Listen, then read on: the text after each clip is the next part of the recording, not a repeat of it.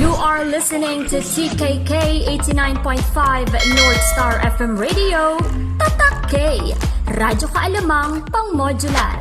Magaan na sa buhay, madali pa sa pag-aaral.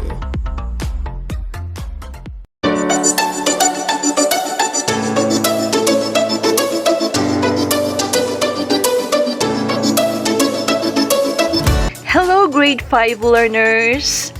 Welcome back for this week's another fun and exciting learning episode in our English Radio Modular class. We are now in our second week lesson of fourth and final quarter of the school year 2020-2021. And for this week's most essential learning competency, inferring the target audience and purposes of the visual media.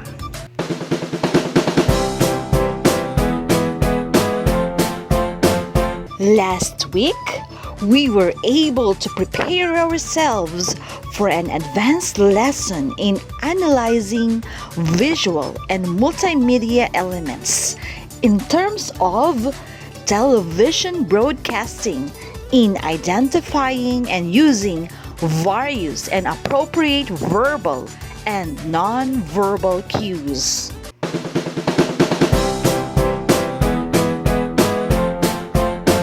Today, you will learn how to infer the target audience and the different purposes of the visual media. But before that, here are some terms that we should familiarize ourselves with. First, inferring. Inferring. It is when readers combine clues from the story with what he or she knows to come up with possible guesses or answers. Second, target audience. It is the group of people to which a product, media product, or visual communication is aimed. Target audiences are formed from different groups, for example, adults, teens, children, mid-teens, preschoolers, men or women. Our next term is schema. Schema or prior knowledge. It is what the reader already knows. Next is visual. The term visual is related to seeing, sight, or the use of our eyes, while media are the main ways that people receive information and entertainment. And the last term that we need to be familiarized with is visual media. Visual media is the source of information in the form of visual representations. They allow deeper interaction with text and symbols of all kinds. It also helps the viewer develop the process of analytical thinking to bring out the meaning of the representation. Now, let us study the following guidelines that a reader or viewer needs to consider in inferring target audience. First, read or view the text. Second, read the question. Third, list relevant details. Fourth, look for patterns or relationships. And fifth, determine what they mean. Again, first, read or view the text. Second, read the question. Third, list relevant details. Fourth, look for patterns or relationships. And fifth, determine what they mean. Visual media has three primary purposes, and these are to educate, to entertain, and to persuade.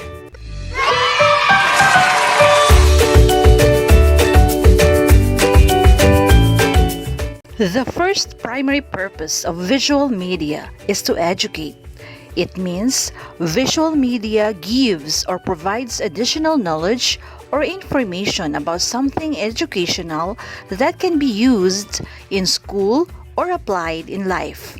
For example, an ad about doing your part in preventing the spread of COVID-19 with images of staying home, social distancing, wearing face mask and face shield, no borrowing of ballpen, washing our hands, and disinfecting and sanitizing.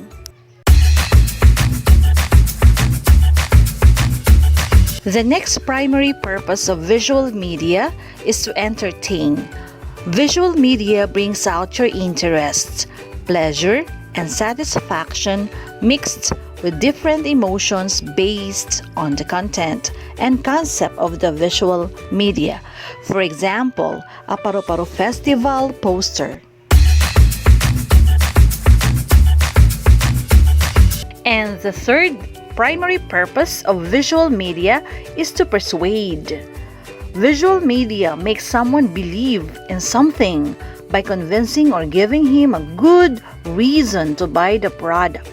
Example, an ad about a bath soap or a laundry soap.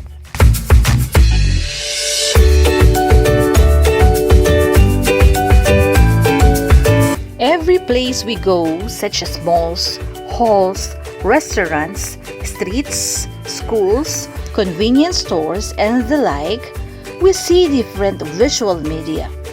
And some examples of visual media we could see around and browse on the internet are photographs, posters, infographics, charts, comics, and memes.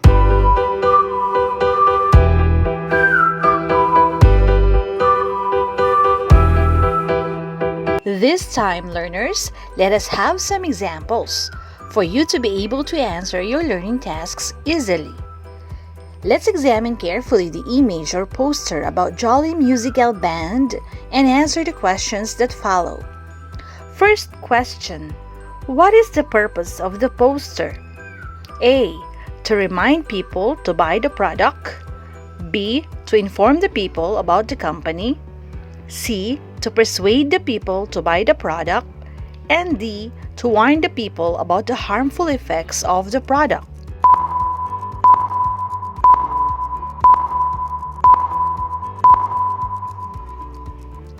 The correct answer is letter C. Because it persuades the people to try their new product.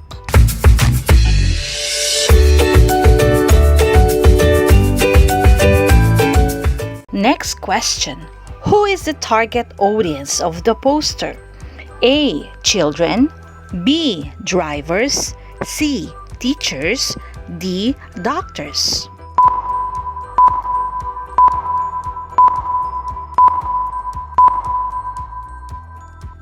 The correct answer is letter A. Because the poster includes images of kids and uses bright colors that are attractive to children. Now, let's do some example. This time, infer the target audience of the following visual media. The visual media is about an anime character. Question: who is the target audience? Answer: the target audience are kids or children. Why? Because they are fond of watching cartoons. Yay! Awesome! You already know how to infer the target audience. Congratulations!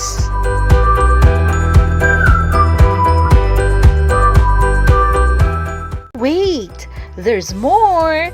Let's identify the purpose of the visual media, whether it is to educate, entertain, or persuade. Are you ready? Here's the visual media. A meme that says, ano daw sabi niya? Aba, ewan, English eh. What do you think is the purpose of the visual media? The answer is to entertain. Why? Because the visual media is a funny meme. Hooray! You did it! Before we end our session, let us remember this. When viewing visual media, be very cautious with their content, especially those from social media. Why? Because some visual media have negative images or content such as violence, crimes, bullying, and the like.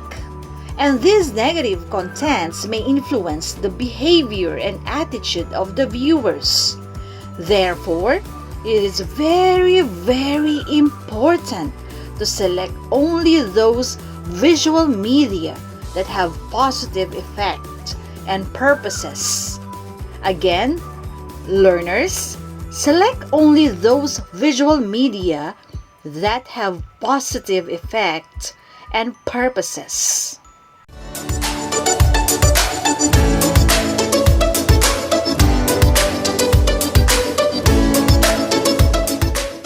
And that's all for our today's lesson, class. We're done! You may now start answering your learning tasks from your LIP, module, or LAS provided to you.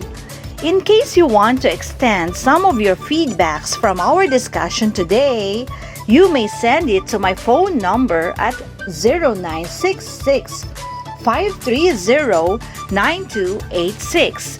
Again, it's 0966-530-9286.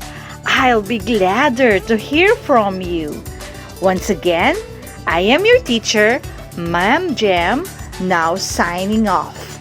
Bye!